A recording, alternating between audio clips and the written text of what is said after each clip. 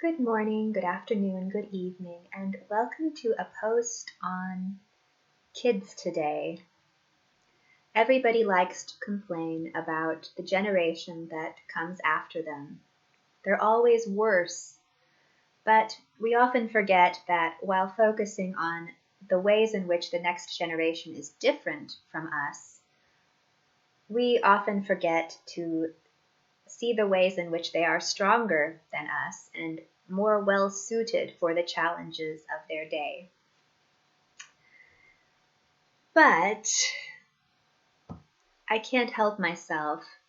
I'm going to complain about today's generation and about how they are different from my generation. The title of this post is, How Bad Is It, Really? First of all, kids today are tone deaf. I just listened to a choir of third graders, and only 1 out of 100 could carry a tune. Now, I am in Germany, and maybe it was just different where I grew up, but I noticed that even preschool teachers here, some of them couldn't carry a tune. And it used to be, probably 100 years ago, maybe before the wars, people would gather and sing together on a regular basis. So I wonder if this loss of ability to sing is, maybe even a direct result of the war. Second of all, children's rites of passage today are hollow. They are forced to stand on a stage while a crowd of complete strangers applauds for their names being called on a roster. What a strange message they are getting. They're just getting the approval of the community for existing. But wouldn't it be so much more meaningful if they had done something to get this applause? Third of all, kids today are encouraged to dream of self-serving careers. In the school play, the kids acted out their dream jobs: zoo director, astronaut, marine biologist. And I wondered, why do they dream of lording over non-humans or of escaping humanity altogether? Why didn't they choose careers that benefit people, like caregiver, infrastructure maintenance engineer, or sustainable food producer? I think the reason is that the school system trains them to be narcissists, because narcissists are extremely self-motivated. And being self-motivated makes them the best consumers and globalized workers.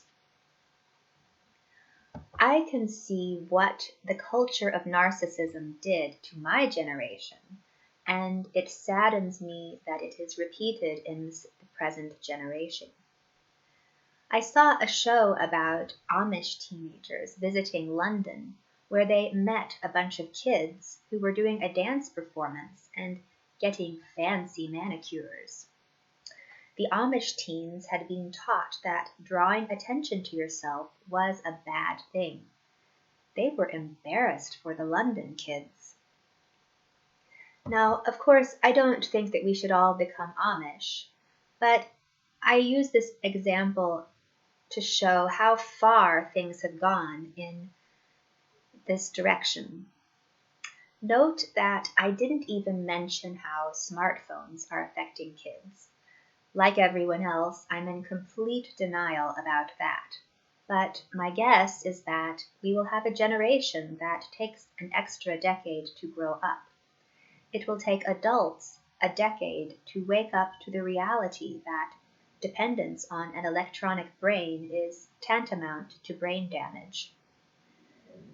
What I mean is that we are constantly suffering brain damage. Every time we fall asleep, our brains forget things that we don't need to survive another day. And that means that we're constantly reprogramming ourselves through our interaction with technology, weakening certain skills like finding our way in a new city, while strengthening other types of skills. And we are not yet fully aware of what this is doing to us. And the first evidence, the most obvious evidence, is in how our children are changing. If we can't see ourselves, sometimes we can see the changes in others. I haven't been in the teaching trenches, but I've heard that the situation is dire.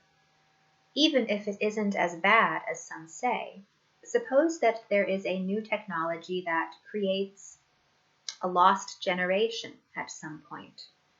Or suppose that a generation requires an extra decade or two to grow up and learn basic skills that earlier generations had learned much earlier. Will this absorb the economic impact of jobs lost to automation? Will this generation be kept busy in some sort of educational institution until it reaches maturity?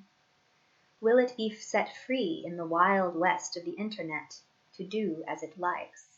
And what are the consequences of this form of education? Some might argue that we need to just keep people in college for as long as possible in order to maintain our level of knowledge.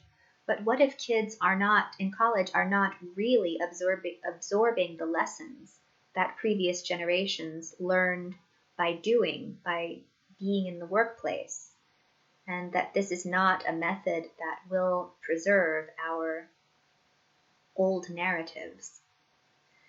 There was a recent article in The Atlantic by Brian Kaplan in which he argued that college for everyone is a horrible idea because of a list of things. I'll go through the list. College students today don't spend that much time studying. Perhaps they only need to study for 13 hours per week on average because grade inflation, with a 3.2 average GPA, makes graduation a given for anyone who has paid the fees. College for everyone is a horrible idea because vocational training is adequate for most jobs. A student would learn far more in a 40-hour per week apprenticeship than he would learn in college. College for everyone is a horrible idea because admission requirements select for student quality more than college classes do, and most employers don't actually utilize the value added through the college classroom experience. Consider the difficulty of the engineering school entrance exams in various countries. If a difficult exam does the selection work, the college teachers don't have to. College for everyone is a terrible idea because when a country increases the number of college graduates, it does not increase its overall productivity or its niveau. Academia primarily trains people to be confident in their abilities, and economic damage from subsidized hubris is hard to quantify, but it is in evidence whenever there is a banking crisis or whenever people gobble up a pop-sci article on a nonsense discovery. College for everyone is a terrible idea because when a country incentivizes college for everyone, the result is runaway credential inflation.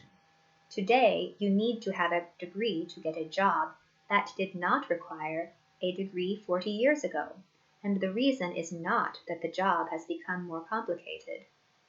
This sort of system prevents upward mobility because only those who can afford the college education will get the better paying jobs. College for everyone is a terrible idea because college is a waste of time, when even the best students do not demonstrate the ability to apply the knowledge they have acquired. Students who receive honor grades in college-level physics courses are frequently unable to solve basic problems and questions encountered in a form slightly different from that on which they have been formally instructed and tested. This was the conclusion from a study conducted by a Harvard psychologist named Howard Gardner. Lastly, college for everyone is a terrible idea because college is a waste of time when people are too dumb to learn the subtleties of the lessons. Without practical subtleties, knowledge is worse than useless. And if I look at question and answer sites on the internet, I agree that most people miss the subtleties. In Brian Kaplan's economics classes, he noted that only 4 out of 40 students demonstrate true comprehension of the material. The rest just demonstrate some level of memorization, but they still pass. This last point is the most worrisome to me because on sites like Quora and WordPress, we see an appetite for comprehension whetted by experiences in college, but not satisfied by experiences in graduate programs or in the workplace. Yet, throughout the internet, we see the spread of some of the worst, most inaccurate heuristics, instead of the best teaching rising to the top by college-educated moderators upvoting things. We often see pedestrian misinformation promoted by people who have been trained by their college experience to be overconfident. This is a difficult issue because nobody wants to live in a country full of uneducated imbeciles, yet nobody wants to be surrounded by overconfident idiots either. It's a tough call. Companies certainly like college graduates, though. An employee who can't quit because he has debts to repay is a great employee. Based on concerns similar to those of Brian Kaplan, I wrote a novel to explore a utopia or dystopia in which science education is heavily subsidized, even more so than it is today. This is the direction in which our society appears to be aimed, and I wanted to look at its implications. In my blog post, if you click on the link, you'll see some funny videos that make fun of runaway credential inflation and students that are unable to absorb lessons. I think they're worth watching. A more down-to-earth, less comedic sign of the times is clear in a third video in the blog post about how a man went from high school dropout to Harvard professor. This man had an 0.9 GPA and 2 kids with his teenage bride. He worked minimum wage jobs and took out $40,000 in loans to pay for night school and college. Good for him. After graduation, he took out more loans and moved his family across the country to get a master's degree and a PhD, working at the Center for Advanced Astrophysics. They even made him an associate professor. Is this man a genius or just a guy who took on hundreds of thousands of dollars in debt, dragged his family through poverty, and worked really hard to get a job with a high-status title that doesn't pay much more than minimum wage? Would he have been better off avoiding academia and working at getting promoted to be the manager of Best Buy or McDonald's? I think this is worth thinking about. Especially since STEM is so heavily subsidized. And whenever you subsidize an employment sector, it becomes vulnerable to removal of the subsidy. So, yeah. Across the world, STEM, science, technology, engineering, and mathematics, is subsidized by governments intent on harnessing a competitive edge in the domain of weapons or automation. For many young people, the difficulty of STEM tests they take is a source of pride and competition. But do these tests really measure understanding, or do they just measure memorization and IQ, giving those who take them false confidence in their education? Wisdom is something that takes time to develop, even when IQ is off the charts. And if you flood a high IQ person with information, they may lose the ability to see the forest for the trees. They may lose the ability to think or have any sense of self-awareness. I think there was some author who referred to Ivy League educated people in the US as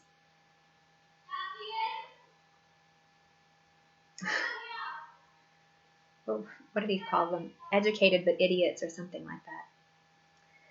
I recently saw a YouTube video in which a woman from New Zealand compared the JEE advanced exam in India to a similar exam from her country, and her conclusion was that the JEE advanced covered college-level material from her first year of college, as in the engineering school entrance exam for 18-year-olds in India covered material that 19-year-old science majors in New Zealand would be expected to know after their first year in college.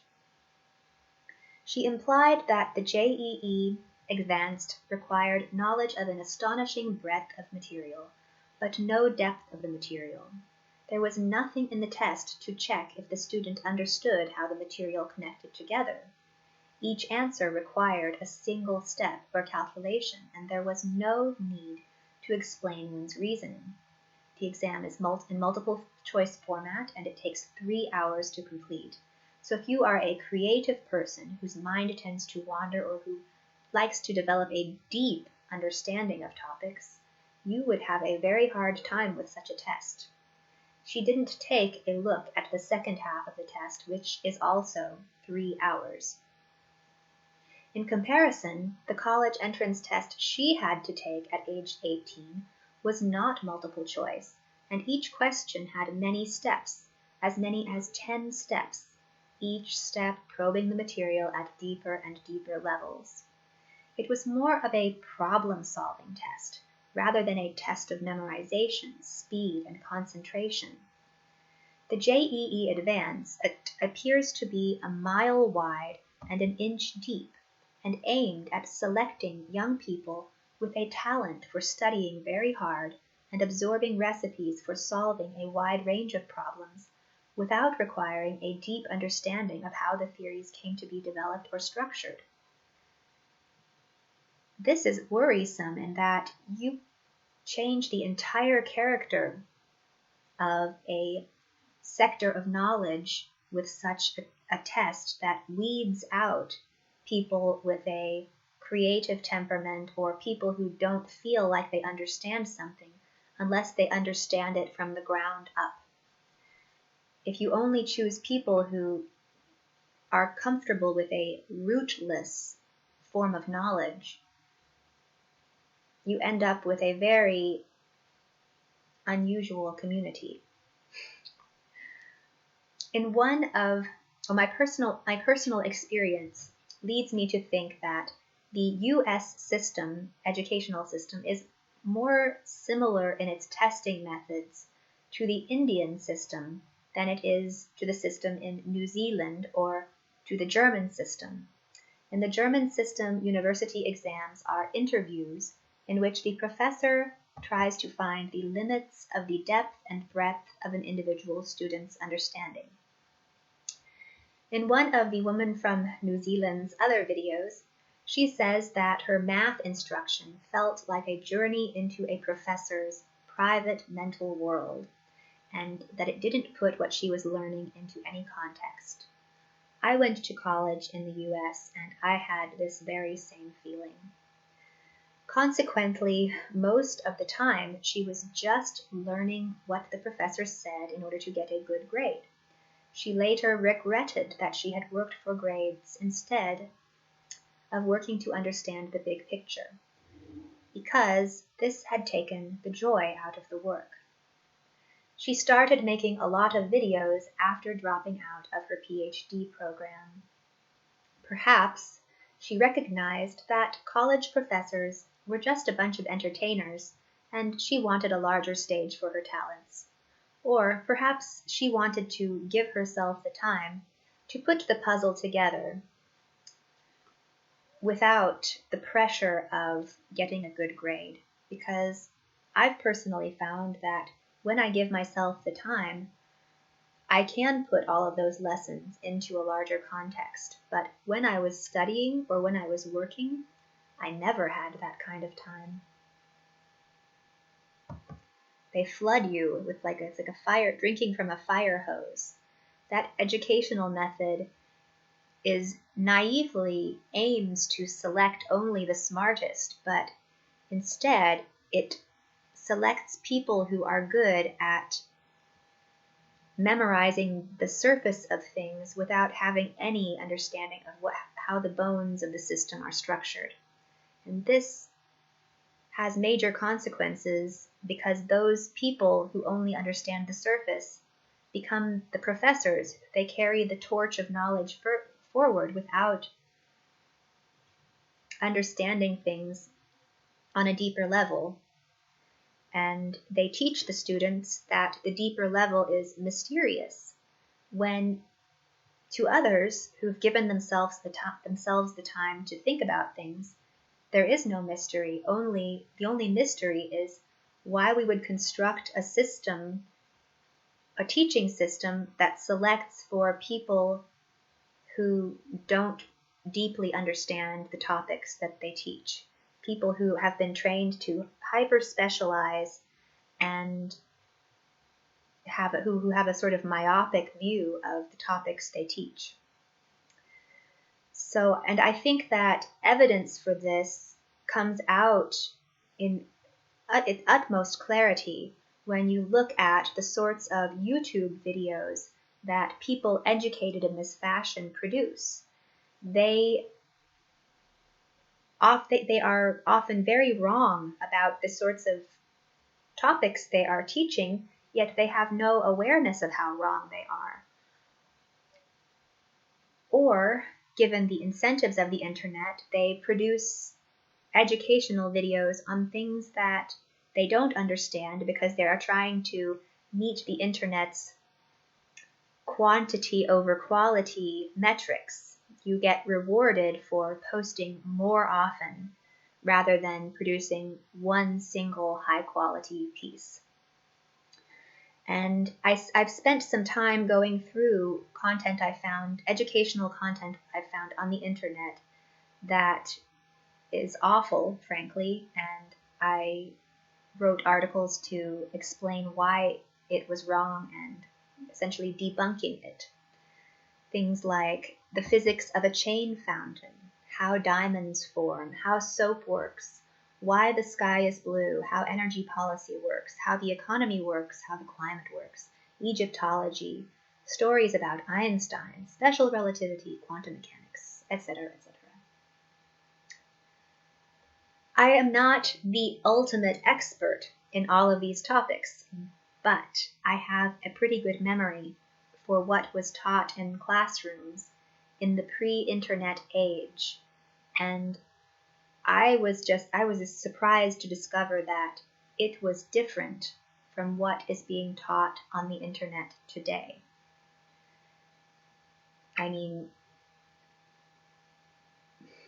think about that for a second, that 20 years ago or 25 years ago, the classroom experience was different, and that the internet is changing how people remember things and how they don't remember certain things because they think it's on the internet. And this is changing the sorts of narratives that we are passing on. That's one of the reasons I've started writing books, to try to record the narratives that I remember from the pre-internet classroom experience. So if this is a problem in just science education or physics education, is this also a problem in other topics, educational topics on the internet? And some quick Googling delivered some surprising answers. Check out So Yummy baking videos. Even baking videos are disseminating misinformation to our children. This is egregious. This has gone too far. I do not want my children growing up believing that one can make frosting out of melted ice cream or parfait out of melted gummy bears. Just think of all of the sticky counters and wasted ice cream and gummy bears. This is positively criminal. Shame on you, YouTube. And as for your ant removal tips, they are also wrong. There was an ant colony outside of my door that was making forays into my house. I had a pan with some leftover syrup, sugar and water cooked for a bit. I wondered if the ants would get stuck in the syrup or if they would be distracted by it and leave my kitchen alone. So I put the pan of syrup outside next to the colony. Some ants did get stuck in it, but the strange thing was that within a few days, the colony completely disappeared. Conclusion? Sugar is poison, guys. It killed all the ants. Yet all of the ant-killing instructions I found on the internet tell you that you have to mix sugar syrup with borax or poisonous soap. But I've learned that the soap isn't necessary. Sugar is already poisonous enough. And this leads me to wonder, maybe it isn't just YouTube that is full of wrong information. It's the whole Google-licious internet, fed by college-educated people who have no sense of the limits of their knowledge. They were trained by their college experience to feel confident about supporting misinformation. There are very few paywall-free places with any form of quality control for expert-level topics, and even then, I'm sure it is difficult to filter out the voices and votes from the dummies. On the internet, we seem to be accelerating towards an intellectual bottleneck, which will select the ideas that will rule the future, and I hope that this selection is done wisely. Otherwise, we may find ourselves in a new dark age, because if you choose college for everyone, your enclaves of knowledge can be contaminated by the misinformation flooding the internet. Thank you for watching this video. I hope you tune in for my next one, or I hope that you check out my posts on debunking bad internet science educational material. And if you prefer to digest some rather heavy ideas, but in a lightweight form, I recommend my novel to you. I think it's good for both teachers and students alike. And that is all I wanted to say, so thank you for watching. Until next time.